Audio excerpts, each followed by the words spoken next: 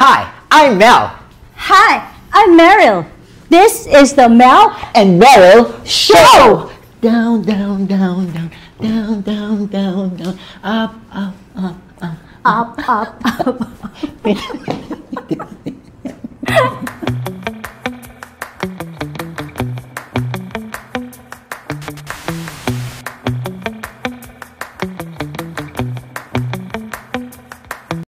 Hi guys!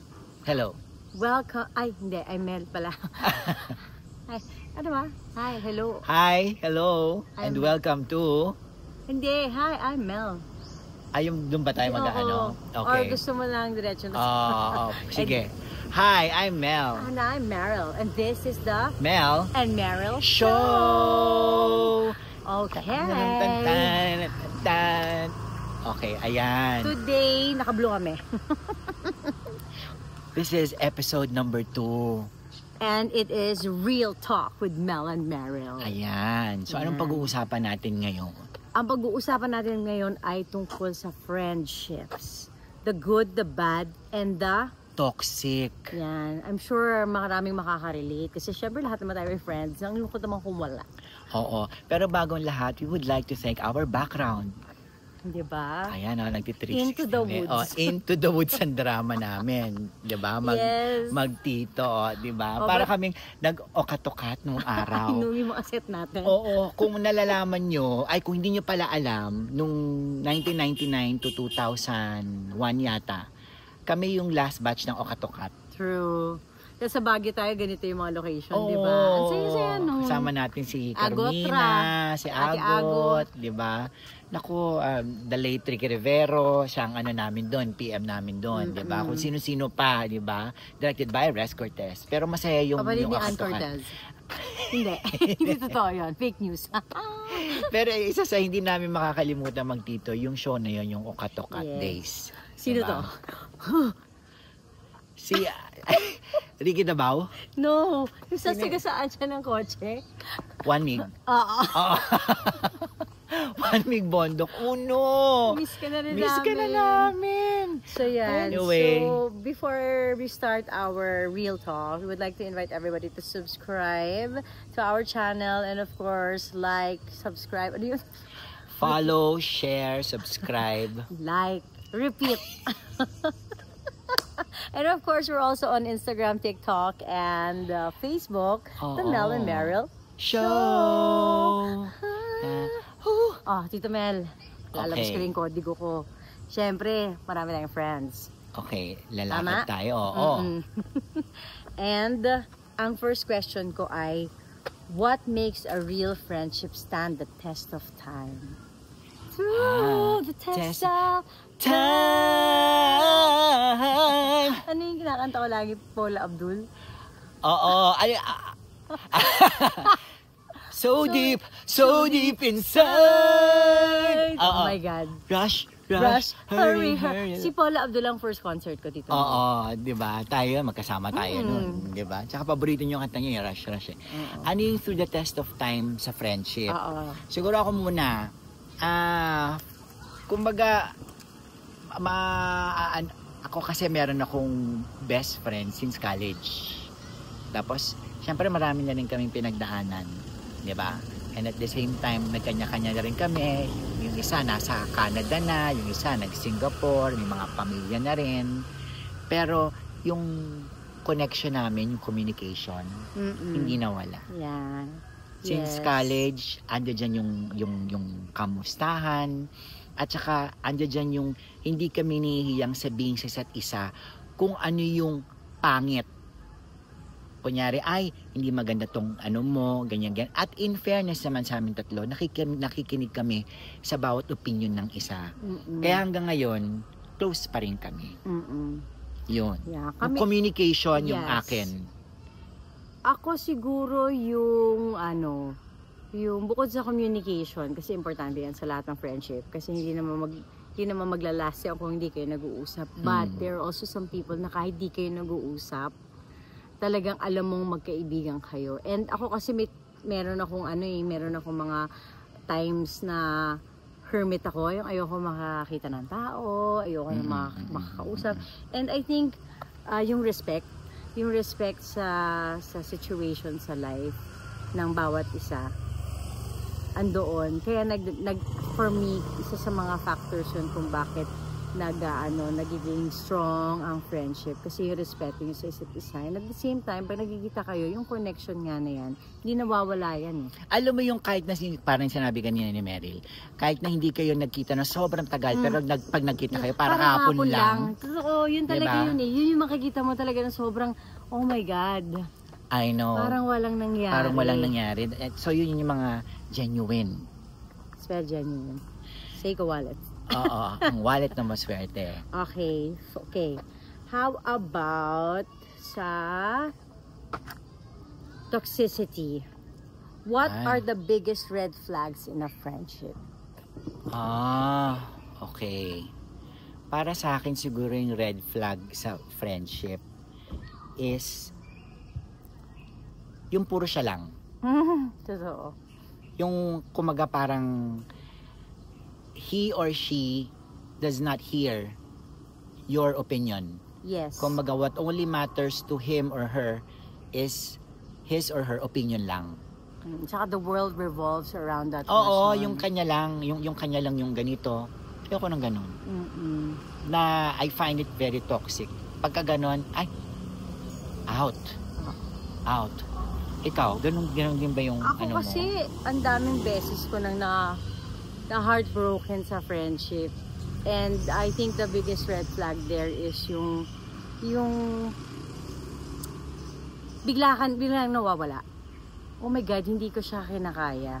Isa sa mga yun, yung parang nangyari sa akin nung mga kaibigan ko nung high school ako na sobrang close mo, yung everyday kayo magkakasama, as in lahat na adventures, yung feeling mo, this is it, this is the friendship that's gonna last. And then all of a sudden, boom, wala eh. And you're left with no reason or anything. And then, nangyari ulit sa akin yan. Iwanan sa ere, parang ganon. And hindi ko alam kung anong red flag dun. Hanggang ngayon, pinifigure out ko pa din. Kasi hindi ko alam bakit naging ganon. Nangyari ulit sa akin. Tapos parang, oh my God, ano ba to?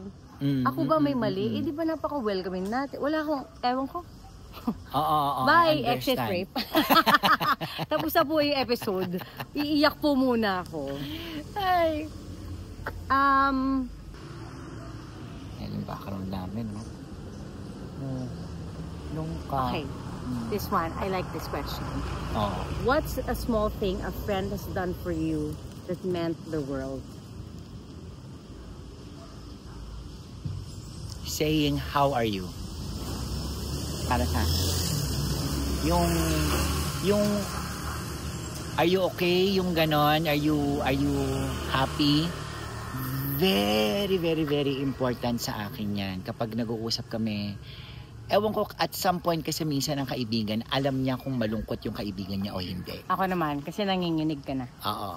Alam niya kung malungkot yung kaibigan niya o hindi at some point. So, minsan may mga pagkakataon na tatawagan ako ng kaibigan ko, wala na, miss lang kita, ganyan, tapos kamusta ka na? It means the world to me. Yung gesture na yun, simpleng-simple lang, pero napakalaki for me. Kasi nararamdaman ko yung true intention at sincerity na pangangamusta. Yeah. Kasi syempre, a lot of people, kamusta ka na? Yeah. Ano lang, pero hindi talaga yung totoong, kamusta ka na? Yeah. Lalo na pag, are you okay? Are you gano'n? Yung sincere. Kasi syempre, it's not everyday that we're okay.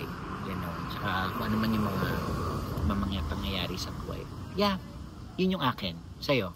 Ako siguro, ano bang nangyayari sa akin na? Ako siguro the fact that they show up. And I think siguro pag nakakarinig ako ng I miss you. Pag namimiss ako ng friend. Oo, totoo. Nang hindi ako yung unang nagsabi. And that really means a lot to me. Kasi, ewan ko, siguro sa ilang beses ko nga na nalulungkot sa yung mga ine-effortan ko mga tao. Tapos ako kasi, di ba, I love you, I miss you forever, akong ganyan eh. Tayo, sa family. Ganun kami. So, siguro pag nakakarinig ako ng I miss you, yung I feel special. And ako kasi, I'm really good at making people feel special. And sometimes, hindi ko na yun iniintindi for myself. So, pagka nasasabihan ako nun, masaya ako. Tama. Mm. Kayo, ano? Teka, last question na to. Anong ginagawa mo pag toxic na yung friend mo? How do you cut ties? How do I cut ties? Kasi, hindi, kasi cut ties meaning You end it. Kasi you're you have ending to, it. Ako kasi naniniwala dun eh. Okay. Na pagka nangyari sa'yo yun na toxic yung friend mo na yun, and you need to separate. Kasi you have to protect your peace. And you have to protect your sanity. So through the years, yun din lang natutunan ko na parang, okay, tama na, hanggang dito na lang tayo. Maybe I can love you from a distance, pero as a friend, tama na. So I do that. You talk to them. Of course. Or I clarify whatever is pangit, and then that's it. Ako ganun. Ako kasi hindi ko na kapag kaibigan ko, pero kung magiging kaibigan pa lang kita, tapos alam kong toxic ka na, no. Oo. Na, syempre, meron tayong radar. Meron na kagad Medyo akong... may edad na rin kasi tayo. Pag adult, pag ano na ganitong... forever young. I know. Papakita mo na naman yung picture ko. May virus na ayan o, pinapakita niya. Yan yung virus. Go ahead dito, man. My forever young tito. Yun, kasi syempre kapag may edad na tayo, di ba?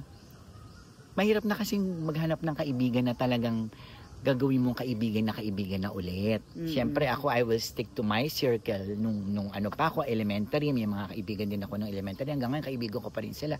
Nung college, pero sabihin mo ngayon, medyo namimili. Dahil na pag makikita ko kagad, nung kung magiging toxic, so ay, no. Out na, wag na simulan. I don't need that stress. Ay, gumakatayan, daming langaw. Oo nga eh, ano na tayo. Nilalangaw na tayo. Correct, di ba? Last question, meron pa ba? Hindi, siguro na lang, advice na lang sa ating mga nanonood about, friends. Okay, it's important para sa akin pati yung communication.